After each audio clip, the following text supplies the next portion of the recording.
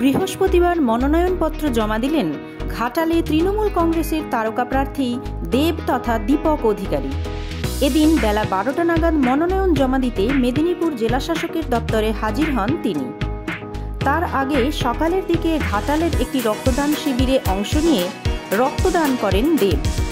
তারপর মেদিনীপুর শহরের ফেডারেশন হলে এসে তৃণমূলের প্রয়াত বিধায়ক মৃগেন মাইতির মূর্তিতে মালা দিয়ে শ্রদ্ধা জানিয়ে রোড শো করে হাজির হন জেলা শাসকের দপ্তরে এবং সম্পন্ন করেন মনোনয়ন পর্ব।